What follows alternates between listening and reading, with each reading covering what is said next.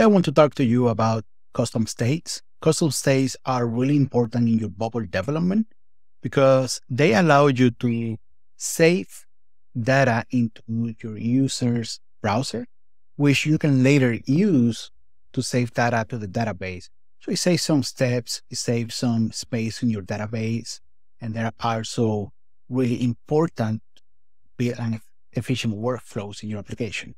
What we're going to be doing here is we're going to be building a frequent asked questions for this dashboard for pricing page.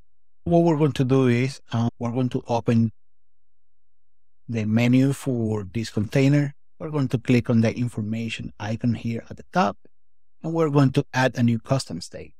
What we're going to do is we're going to add close frequent asked question 1.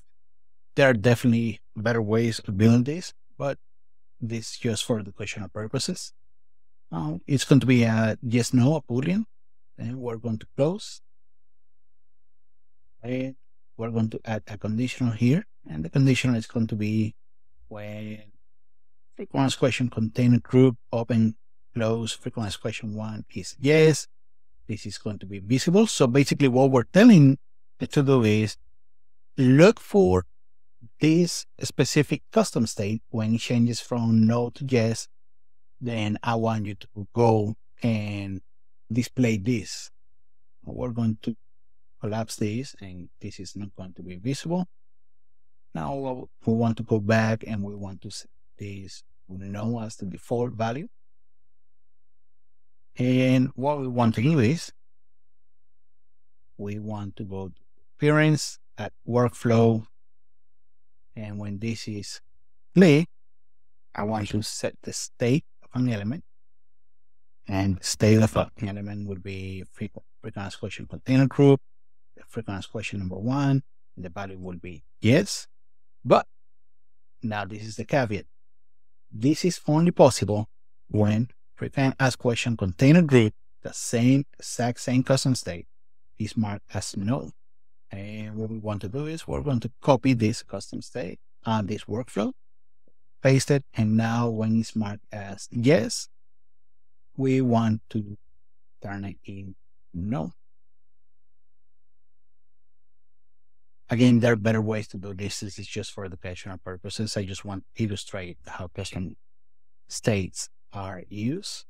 I will provide some more examples in future videos, but for now, this is just a way for me to show you. As you can tell, there's nothing here, but when it changes to yes, it appears. Changes to no, it disappears. Now all we're doing is changing custom states. This is a much more efficient workflow if you have multiple things that you want to appear. And let's say that there were like 4 or 5 different elements that I want to appear. This is much more efficient than doing a workflow with 5 or 6 different states showing 5 or 6 different elements. For this specific scenario, it's about the same amount of workflows that get used up. But again, it's just an example for you to see how custom states can be used. Thank you for watching. I hope that you liked this video. If you like it, please leave a comment down below with what other video would you like me to post next. And until then, please consider clicking the like button and subscribing. And I hope you have a good one.